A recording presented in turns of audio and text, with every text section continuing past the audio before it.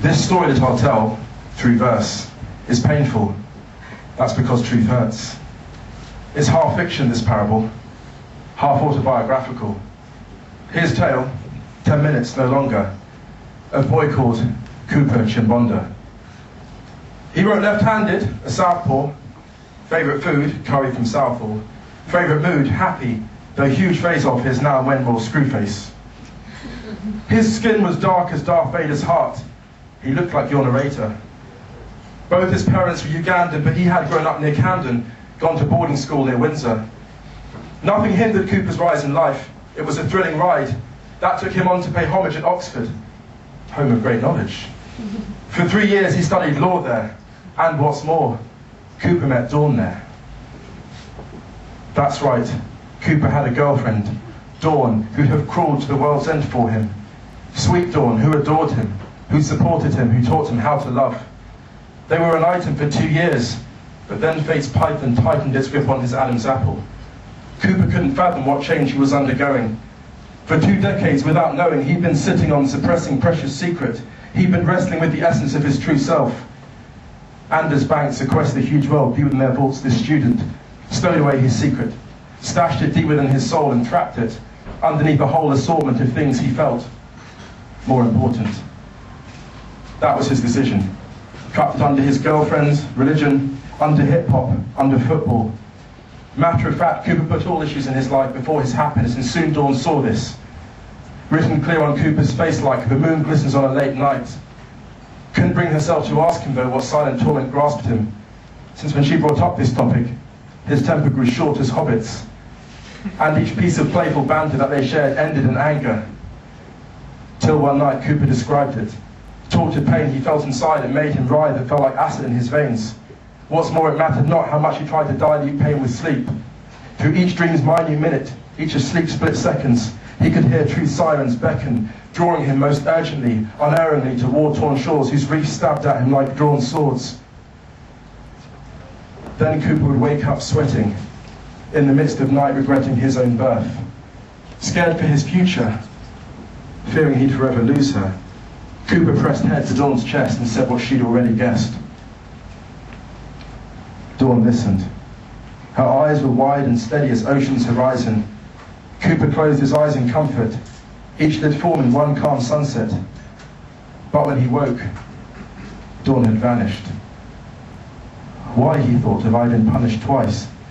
He'd lost his future wife, and his soul was racked with cancer, whose symptom was hateful mantra that rang through his head each time he listened to rap over grimy beats, to rage and raggers lyrics. Listened to the Holy Spirit's fury in Old Testament, who said his sword were pestilence. Faggot was the single word that his mind screamed, that had recurred from the first time that he struggled to accept these at first subtle, then more prominent desires for the same sex. Quell these fires he could not.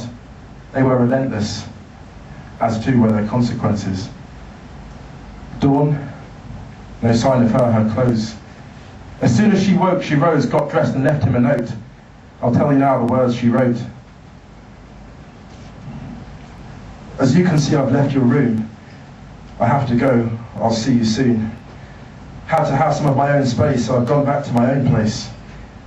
Right now you're confused and clueless, wondering how you'll get through this. You will, and this tip will help. Avoid the pity of the self. Don't sit there moping on couch since this is no black Brokeback Mountain. Put down bow, don't play your heartstrings, since you know well that the hardest thing in fact you'll do, is looking here and loving you. As hard as men fight men with fists, your mind must fight with Genesis. Cooper, you'll face no worse rivals than those verses from the Bible, telling you that you're not natural, but to be gay is factual. Deal with it. Speak soon. Love, Dawn. P.S. Here's cash for some new porn.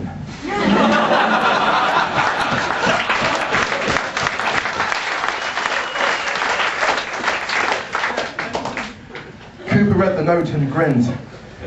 Then he lost it. Then he pinned head to pillow, stifling sobbing. Sobbed so hard his sheets were rotting with tears mildew 3 weeks later. Then he dried eyes, folded paper, and that summer he went home to tell his mother and his whole clan who he was.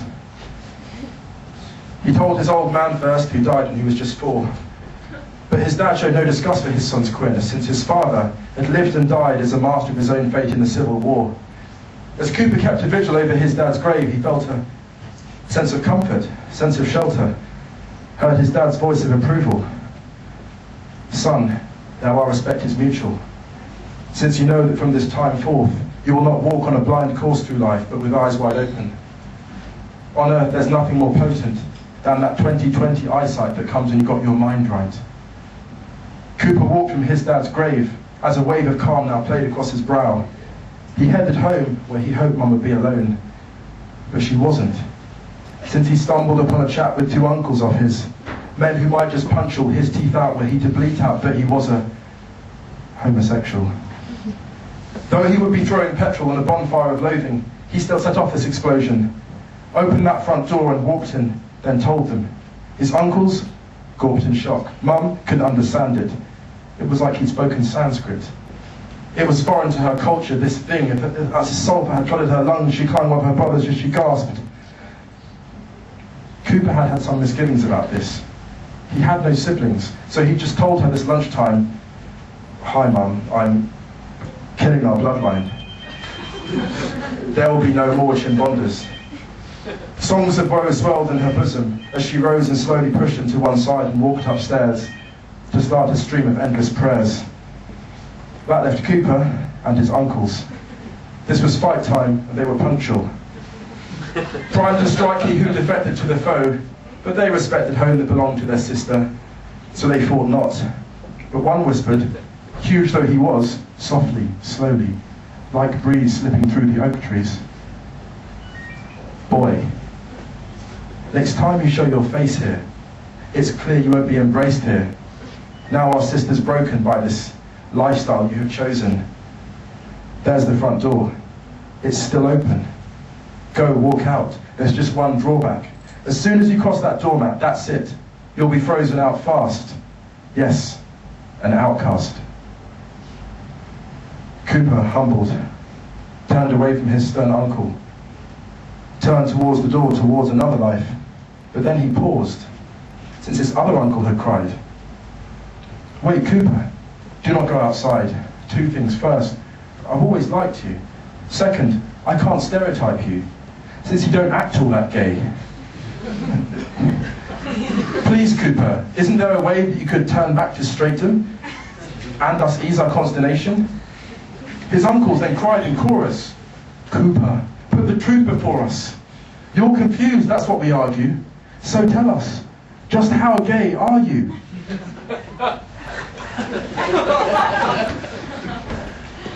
How gay, Cooper thought.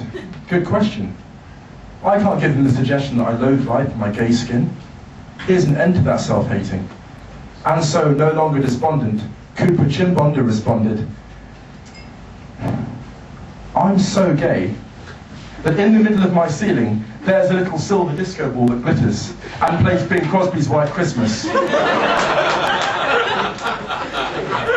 I am so gay that next Christmas, since the Pope thinks gay is a sickness, I'll buy him some packs of Beechams to cure all his closet preachers. I'm so gay that I can fart. I want to break free's first 3 bars. I'm so gay, wait, I'm not finished. Popeye looks fit after spinach. So gay that my DNA has 4 letters, YMCA. Each strand of my double helix jangles to an ABBA remix. In fact, I am so pink, fellas, that I make flamingos jealous." Cooper spun upon the axis of his heel, a move he practiced. Now he confirmed he was batty, they would try to beat his chassis. So he turned on afterburner, sprinted through door, and then further, out of reach of these 2 figures, stopped, and then smelled burning bridges. Cooper thought, I've come a long way. Some might say I've gone the wrong way. Some might say I've lost my folks. But I don't care. Now I've got hope. His shoulders soothed by the lukewarm sun, he went to find a new dawn.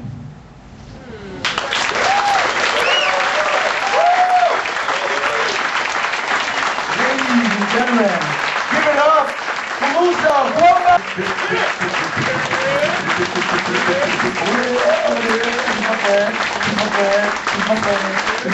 He's gonna get rich, I'm gonna live in his house. Yeah, when he gets on that